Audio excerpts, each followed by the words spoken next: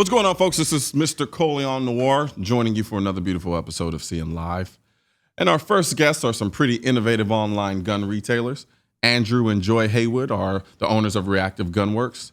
And we're also going to be talking a little more with Andrew and Joy after the break as well. But before we take our break, Andrew and Joy, what's going on? Not much. How are you doing? You're a little confused there, aren't you? Because so am I. We're gonna act like almost the holidays. I'm Ron Burgundy. So talk to me. For people who don't know, what is Reactive Gunworks? So Reactive Gunworks, so we kind of fill a segment in the industry. You've got your walk-in gun shops that kind of got every variant of every gun in inventory. We've kind of specialized. We kind of are going after unique clientele, unique gun set, and generally it's stuff that takes 6 months to even up to a couple of years to have made. We've been working and trying to get all the stuff in stock, and we generally have it in stock for some of our major brands that we carry. Okay. Because I know for me, one of my biggest issues, my biggest gripes, especially when we start talking about custom guns, the wait time, the lead times are usually pretty long. How are you able to manage to do that? So we've worked out with some pretty good manufacturers. Like Agency Arms is one that we work with. We've been with Agency Arms for almost a year now. We've been just placing orders. We place significant orders and large orders so that we always maintain stock and inventory of stuff. We have 40, 50, upwards of 60 guns a month coming in. We stock all their SKUs. We stock all their parts. We use our investment dollars to buy all that product so that when we have it, we advertise on our website. It's there. It's in stock in our store, and it's ready to go. Instant gratification. And I am a sucker for instant gratification. I'm the guy who won't buy anything online because I want to be able to walk into the store and get it, but then they don't have it, and so I have to keep waiting until they have it in the store to go in and get it when I could have ordered it online and had it 2 days ago. Instead, it turns into like a week or a month. Yeah. So explain. So the concept behind the actual name Reactive Gunworks. Where did that start?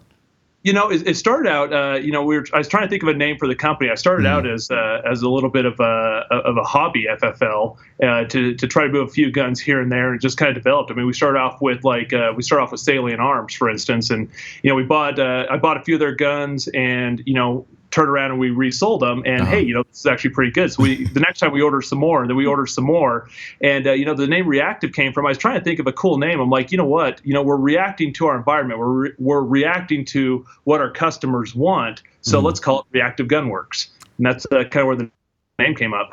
Awesome. So right now, what is going to be your biggest seller? Typically speaking, you guys sell more in terms of parts or more in terms of actual guns?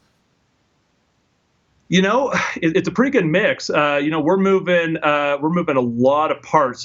Like for Agency Arms, for instance, has a lot of parts that are available. We stock all their stuff, their triggers, their barrels, mag wells. They all are popular sellers. It's about a 50-50 split. Yeah. Guys that don't want to go out and buy a full gun right off the bat, they'll buy the parts to kind of get to pretty close to like a full custom pistol. Awesome. Who is usually, like, from a clientele standpoint, are these like big time shooters? Are these more kind of just like enthusiasts, hobbyists, or are we talking military? It's a lot of enthusiasts and hobbyists. It's guys that I know you've shot with Chris Costa. Yeah. You got Travis Haley. You've got the other shooters. I know a lot of them. It's a lot of that stuff. Those classes are coming and turn around and buying parts and stuff from us. Okay, awesome. I know for me, I'm trying to think back when I really started getting into the custom gun world. I don't think there were any sites out there that I can just kind of jump on and be able to just buy the gun wholesale that way. I think, which is good for my bank account, because I think things would have went south really quickly. Yeah.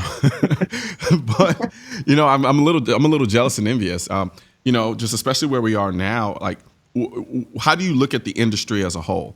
Like, do you see it advancing forward at a rapid pace, or is it something that's kind of stagnated a little bit? Oh, you're breaking up for a second. Oh, sorry. No, I was asking you about. Say that again. I was asking you about how you view the current state of the industry from your perspective. Being a retailer, you have a very unique perspective of the industry as a whole. Versus, like, say, content creators and so forth, and even manufacturers. Where do you see the industry going at this point?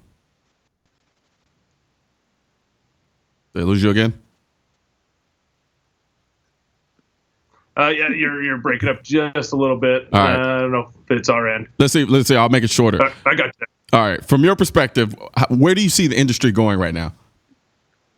I see a lot more of it going towards what we're doing. Again, you've got the walk-in gun market, and what they do is they're walking in. It's in a localized store. They may not have all those SKUs. They may not have all that stuff. I'm selling to anybody. It could be 2:00 in the morning. They could just say, hey, I was thinking about that agency Magwell. I was on Google and I found it, and hey, this thing's awesome. And then they go to my website, they buy it, and then the next morning I come in, I ship it out to them. They don't have to wait to go to a gun store. They don't have to ask somebody. So I actually see it going a little bit more towards kind of the e-commerce side of things. So you don't have any intentions whatsoever to kind of build a brick and mortar? We do have a brick and mortar location. I mean, okay. we do have walk-in traffic. It's not it accounts for probably 2% of my business. There's not a lot of people who are going to come in and say, hey, do you happen to have any $2,500 Glocks laying around that I can buy? I mean, I would probably, but then again, I get a lot of crap for that. We do have a few of those guys. We have a few local guys. I mean, everybody knows that where we're at in just outside of Salt Lake City, and we'll have guys that will drive down. They'll be passing through, and they'll pop in the store and say, hey, what do you got? And we'll show them. And sometimes it equates to sales. I've got some really good local customers as well. So yeah. I always wondered, I shop a lot online, and when I mean I shop a lot online, I mean Amazon. But and I always wonder. I personally enjoy the kind of brick and mortar experience, but I love the convenience of e-commerce. And I almost fear sometimes. I don't want it to advance too far to the point where we lose the brick and mortar experience. I think that should always be there. Maybe that's just me holding on to nostalgia in a sense. But I don't know. What do you think? Do you think we should progress to the point where pretty much everything turns to e-commerce, or do you think there'll always be a place for brick and mortar? I think there'll always be a place for brick and mortar. I think, I know agency has for instance, I use agency because I'm their largest dealer. A lot of their other dealers, have brick and mortar stores. They get certain traffic there. The problem with an agency arms is that, they're in Ventura, California. How do you relay? I mean, not everybody wants to stock it. It's not an item that people walk in and just ask for. It's not an item that has a ton of, a lot of stores would rather buy 10 Glock 19s that are all OEM and turn them over 10 times that month than buy one agency and turn over once. Gotcha. I think it's going to be a blended mix. It's brand recognition is all it is. It's just, the more they get out there, the more it might become mainstream into a stocking retailer. So. Yeah, I would have to agree with you in that respect. I know for me, again, I can't rehash.